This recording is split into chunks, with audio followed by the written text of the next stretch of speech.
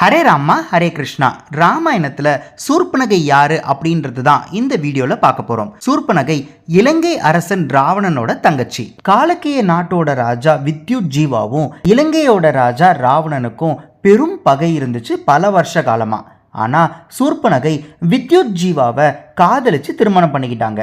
ராவணன் சூர்பனகை மேல பயங்கரமா கோவப்பட்டாரு. ஆனா இருந்தாலும் சூர்பனகை கல்யாணம் பண்ணிக்கிட்டா அப்படின்றதுக்காக அதை பத்தி அவர் பெருசா எடுத்துக்கல. ஆனா கொஞ்ச நாட்கள்ல இலங்கைக்கும் காலக்கேய நாட்டுக்கும் சண்டை வரும்போது ராவணன் கையாலேயே வித்யுத் ஜீவா கொல்லப்படுறாரு. வித்யுத் ஜீவா இறந்த உடனே சூர்பனகை ரொம்ப வருத்தப்பட்டு ராவணன் மேல கோபமும் படுறாங்க. ஆனா ராவணன் உன்னோட கணவர் அப்படின்றதுக்காக நான் கொல்லல, எனக்கும் அவனுக்கும் பல வருஷ பகை இருக்கு, அதுக்காக தான் கொல்ல வேண்டிய சூழ்நிலை வந்தது, நீ வேற யாரையாவது காதலிச்சு திருமணம் பண்ணிக்கோ, நான் உன் கூட நிப்பேன் அப்படின்னு சொல்றாரு ராவணன். சூர்பனகை அவங்க அண்ணன் மேல கோபம் இருந்தாலும் வேற வழி இல்லாம என்னால உன்னை பார்த்துக்கிட்டே இருக்க முடியல, நான் தள்ளி போய் வேற இடத்துல வாழ்றேன் அப்படின்னு சொல்லி பஞ்சவட்டி கிட்ட சூர்பனகை வாழ்ந்து வந்தாங்க. பஞ்சவட்டி கிட்ட சூர்பனகை திடீர்னு ராமரை சந்திக்கிறாங்க.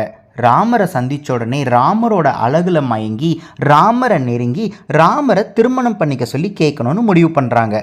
தனக்கு ராட்சசி உருவம் இருக்கிறதுனால தன்னோட உருவத்தை ஒரு அழகான பெண்ணா மாத்திக்கிட்டு ராமரை நெருங்கி ராமர்கிட்ட உன்னை கல்யாணம் பண்ணிக்கணும் அப்படின்னு சொல்றாங்க. ராமர் நான் ஆல்ரெடி கல்யாணமானவன், நான் ஏகபத்தினி விரதனா இருக்க போறேன், அதனால என்ன கல்யாணம் பண்ணிக்க முடியாது அப்படின்னு சொல்லிடுறாரு. ஆனால் சூர்பனகை அதெல்லாம் முடியாது, நான் உன்னை கல்யாணம் பண்ணியே தீரணும்னு சொல்லவே ராமர் இதோ என்னோட தம்பி லக்ஷ்மணன் இருக்கான், அவனோட மனைவி ஊர்மிளை அவன் கூட இங்கே வரலை, அவனோட மனைவி ஊர்மிளை அங்கே அரண்மனையிலே தான் இருக்கா, நீ வேணா அவனை கேட்டுப்பாரு அப்படின்னு சொல்லிடுறாங்க. சூர்பனகை லக்ஷ்மணன் கிட்ட போகும்போது லக்ஷ்மணன், நான் காரணமாக தான் என் மனைவியே இங்கே கூட்டிகிட்டு வரல, நான் இந்த வனவாசத்தில் அண்ணனுக்கும் அன்னிக்கும் பணிவிட பண்ணணுன்றதுக்காக தான் என்னோட மனைவி அங்கே விட்டுட்டே வந்திருக்கிறேன், அப்படி இருக்கும்போது என்னால் உன்னை கல்யாணம் பண்ணிக்க முடியாது, நீ வேணா எங்கள் அண்ணனையே போய் கேளு அப்படின்னு லக்ஷ்மணன் மறுபடியும் சொல்லிடுறாங்க.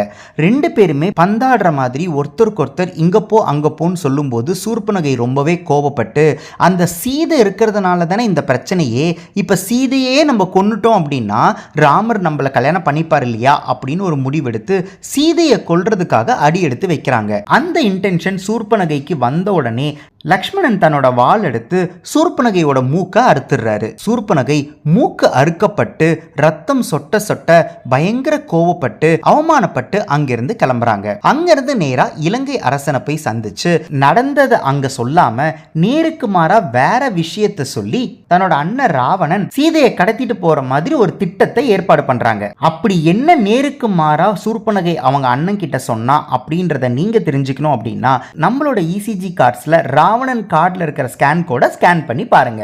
இன்னும் நீங்க சூர்பனகை பத்தி நிறைய தெரிஞ்சுக்கணும்னா கண்டிப்பா இந்த வீடியோ டிஸ்கிரிப்ஷன்ல இருக்கிற லிங்க்ஸை பார்க்க மறந்துடாதீங்க. என்னதான் இருந்தாலும் சூர்பனகை சீதையை கொல்றதுக்கு முடிவெடுத்ததுக்காக தான் நம்மளோட இசிஜி கார்ட்ஸ்ல சூர்பனகைக்கு நெகட்டிவ் சிம்பிள். ஹரே ராமா ஹரே கிருஷ்ணா.